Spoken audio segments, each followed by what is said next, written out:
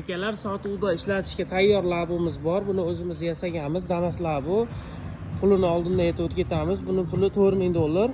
Oldinlar bu yon oynalariga sozlashda antiblik urib qo'yilgan, standartdan o'tadi, gaya osilmaydi.